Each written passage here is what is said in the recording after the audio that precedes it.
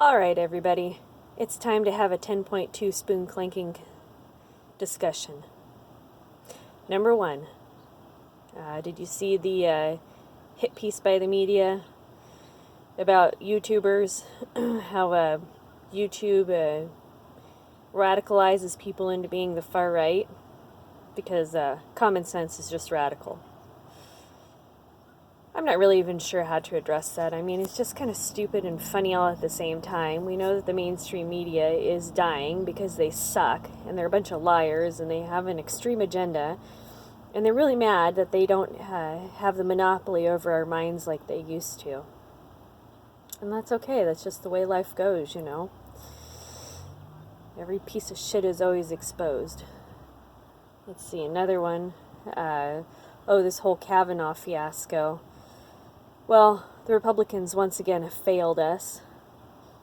You know, they just, they do it every time. You know, they get really close to winning, and then they do a massive pullback, and they just screw the American people. Well, Republicans do not represent Americans. Democrats do not represent Americans. None of our leadership represents us. You know, they get it, they say that they're going to do something, and then they do whatever is on their agenda, and you know, we're oftentimes left with no choice but to vote for either A, the Communist Democrat, or B, the Republican who supports the Communist Democrat. So, you know, our country is already communist, given all the high taxes and fees and everything that we have to pay. And, you know, in the Soviet Union, they killed off a third of the population, the top half of the population. And, you know, that's coming to this country. You know, we have the cultural Marxism. The cultural Marxists have taken over. They've really brainwashed a lot of baby boomers and millennials. You know, Gen Z, though, is pretty impressive, and they're fighting back. You know, I have faith. Young people are smart. People are smart in general. You just have to give them the opportunity to relax and figure it out for themselves. And as Americans, we all have the same values.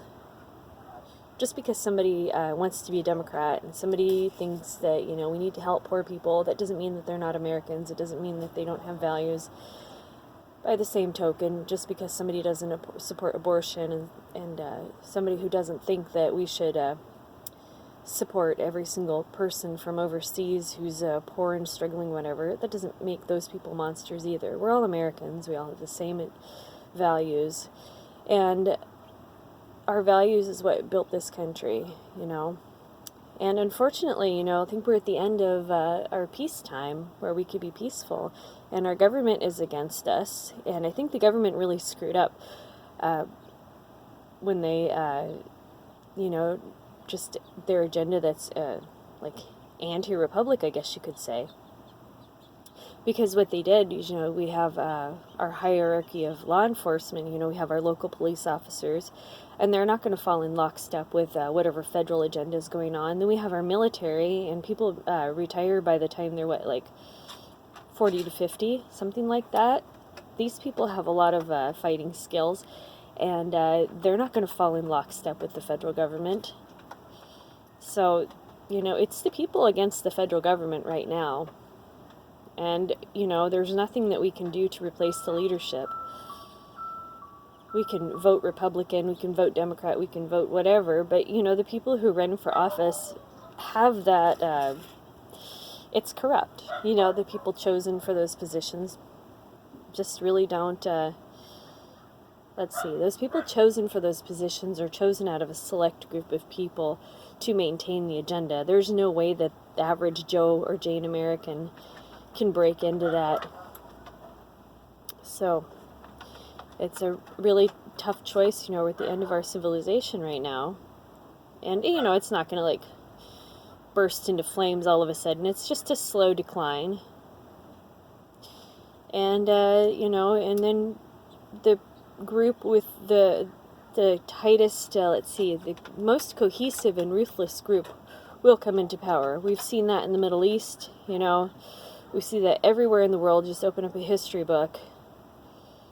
And speaking of the Middle East, You know, they were the first place that they tested all this out. You know, this whole multiculturalist experiment and dividing people and putting different people with different values together. You know, like the United States, we've imported in people who have different values in us. They're used to an authoritarian government, and once an authoritarian government is put into place in the United States, these people aren't going to fight back because this is what they're familiar with and this is what they want. And those of us who are used to a freedom and doing and saying our own thing, you know, we're kind of rude, we're kind of abrasive, but that's okay, you know, that's part of my identity, and I like my identity. Anyway, let's see. So anyway, back to the Middle East. Yeah, so the Middle East, these people, you know, they lived in peace, they were free, and then Islam came along. And, you know, and the people who couldn't fight it, a lot of them either committed suicide or fled. And the poor people, they ended up having to convert. So, and then Islam kills off anybody who's a dissident.